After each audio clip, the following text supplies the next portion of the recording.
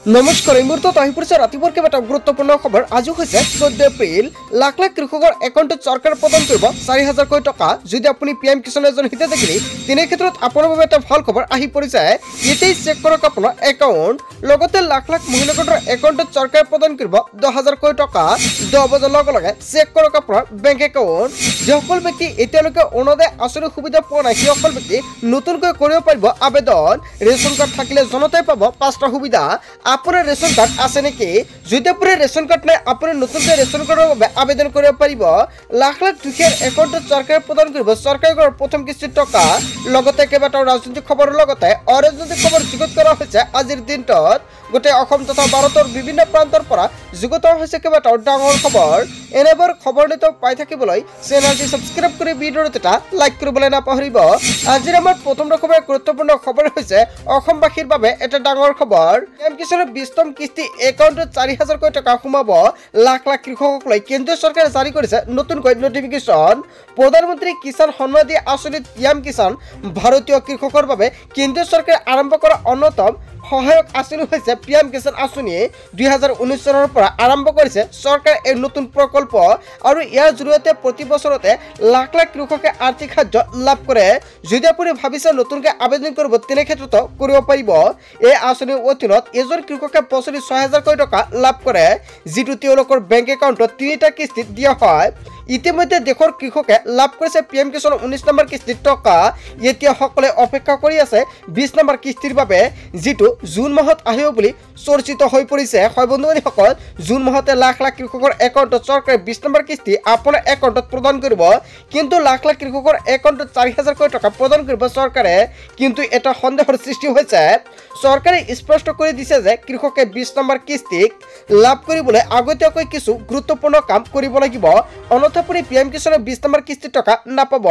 প্ৰথমতে কৃষি মন্ত্ৰালয়ৰ নিৰ্দেশৰ অনুসৰি সকলো যোগ্য কৃষকে কৃষক ID কাৰ্ড তৈয়াৰ কৰিব লাগিব।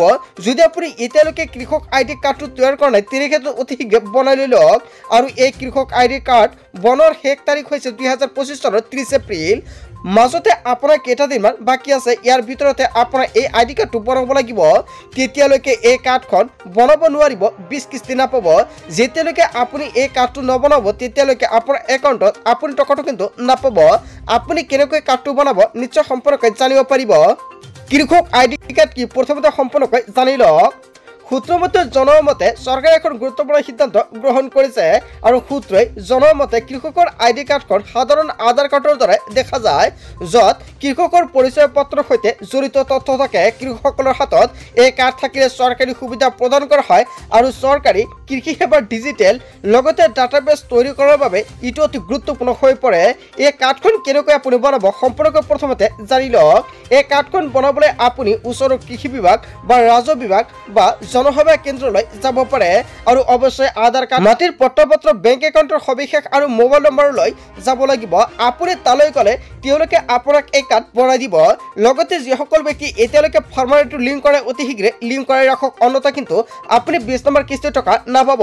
চৰকাৰে PM কিষাণৰ প্ৰত্যেকজন হিতাধিকাৰীক কেইবাটাও গুৰুত্বপূৰ্ণ নিৰ্দেশনা জাৰি কৰিছে। এয়া কেন্দ্ৰীয় চৰকাৰে নতুনকৈ নটিফিকেশ্যন জাৰি কৰিছে। অতি শীঘ্ৰে এইকেইটা কাম কৰি লওক, অন্যথা PM কিষাণৰ 20 নম্বৰ কিস্তিৰ টকা নাপাব। যিসকল কৃষকে 19 নম্বৰ কিস্তিৰ টকা পোৱা নাই সেইসকল কৃষকৰ একাউণ্টত চৰকাৰে প্ৰদান কৰিব 4,000 টকা। তাৰপিছত অসমবাসী ৰাজ্যক জনাইছে আমাৰ পৰৱৰ্তী খুবেই গুৰুত্বপূৰ্ণ খবৰ। লগতে ডাঙৰ খবৰ, ৱাকফ আইনক লৈ ৰাজ্যৰ বিভিন্ন প্ৰান্তত অব্যাহত আছে প্ৰতিবাদ। আৰু ইয়াৰ মাজতে অসমৰ মুখ্যমন্ত্ৰী ডক্টৰ হিমন্ত বিশ্ব শৰ্মাই হুংকাৰ প্ৰদান কৰিছে। আজি শিলচৰত প্ৰতিবাদৰ মাজতে সৃষ্টি হৈছিল ভয়ানক পৰিস্থিতি। আৰু যোৱাকালি ভয়ংকৰ পৰিস্থিতিৰ সৃষ্টি হৈছিল শিলচৰত।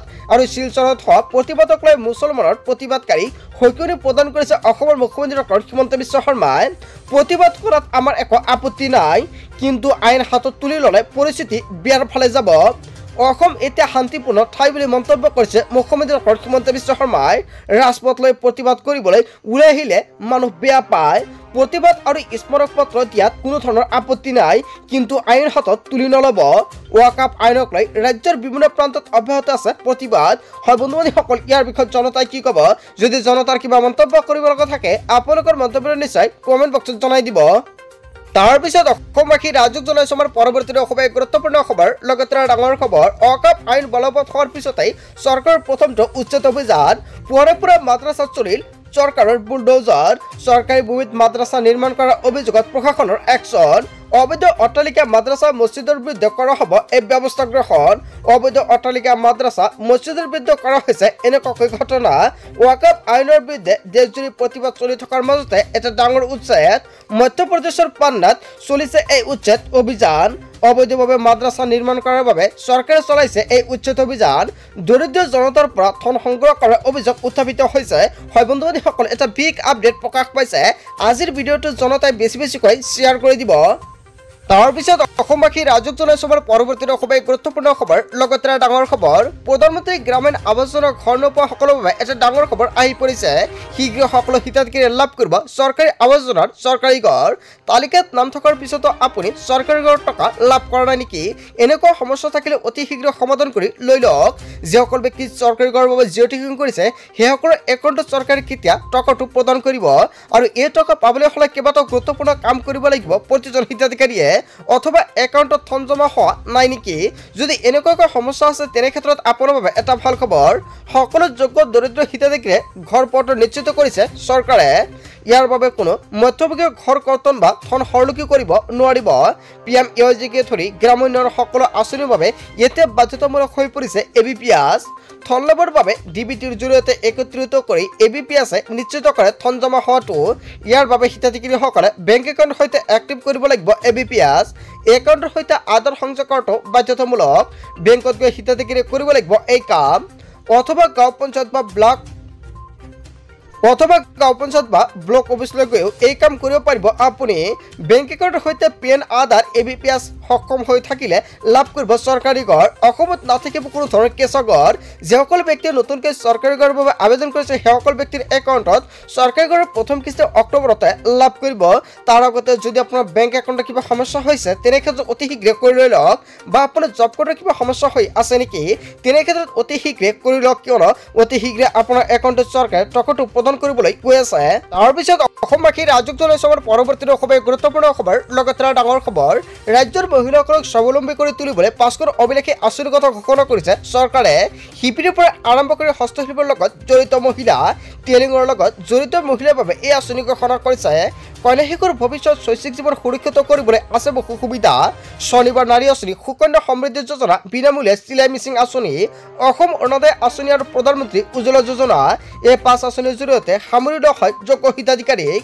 মহিলাৰ সৰ্বাংগীন উন্নয়নৰ বাবে এই আঁচনিৰ সুবিধাৰ বাবে কিদৰে যোগাযোগ কৰিব আপুনি হস্ততাঁত শিল্পৰ জড়িত মহিলাসকলে লাভ কৰিব শনিবাৰ নাৰী আঁচনিৰ সুবিধা তাঁতশালত লগতে উৎপাদিত সামগ্ৰী বিক্ৰীৰ সুবিধা কৰি দিব এই আঁচনিয়ে 10 বছৰৰ তলৰ কন্যা শিশুৰ বাবে সুকন্যা সমৃদ্ধি যোজনা কন্যা শিশুৰ অভিভাৱকৰ ডাকঘৰত জমা কৰিব লাগিব বছৰি 250 টকাৰ পৰা 1,50,000 টকা পৰ্যন্ত কন্যাৰ 21 বছৰ সম্পূৰ্ণ হ'লে 8% পৰ্যন্ত সুদৰ সৈতে উভতে পাব জমা ধন 20 বছৰৰ পৰা 40 বছৰৰ ভিতৰৰ মহিলাৰ বাবে বিনামূলীয়াকৈ চিলাই মেচিন আঁচনি প্ৰদান কৰি আছে চৰকাৰে কেন্দ্ৰীয় চৰকাৰে মহিলাসকলক আত্মসংস্থাপনৰ বাবে প্ৰদান কৰি আহিছে বিনামূলীয়াকৈ চিলাই মেচিন দৰিদ্ৰ আৰু অসহায় মহিলাৰ বাবে অসম অৰুণোদয় আঁচনি আৰম্ভ কৰিছে চৰকাৰে পৰিয়ালৰ বাৰ্ষিক আয় বা উপাৰ্জন 2 লাখ টকাৰ ভিতৰত হ'লে কৰিব পাৰিব আপুনি আবেদন এই আঁচনিৰ জৰিয়তে ৰাজ্যৰ মহিলাসকলে লাভ কৰিব প্ৰত্যেক মাহতে 1250 টকাকৈ গৃহহীনসকলৰ সহায় হোৱাকৈ প্ৰধানমন্ত্ৰী উজ্জ্বলা যোজনা চৰকাৰে আৰম্ভ কৰিছে এই আঁচনিৰ জৰিয়তে লাভ কৰিব আৰ্থিকভাৱে দৰিদ্ৰ মহিলাসকলৰ বাবে ৰাজশ্ৰীযুক্ত গেছ চিলিণ্ডাৰ যিসকল মহিলাসকলৰ একাউণ্টত এতিয়ালৈকে টকা পোৱা 10 বছৰৰ লগে আপোনাৰ বেংক একাউণ্টটো আপডেট কৰি লৈ লওক যদি আপোনাৰ একাউণ্টত আপুনি টকাটো পোৱা নাই নিশ্চয় কমেণ্ট কৰি জনাই দিব।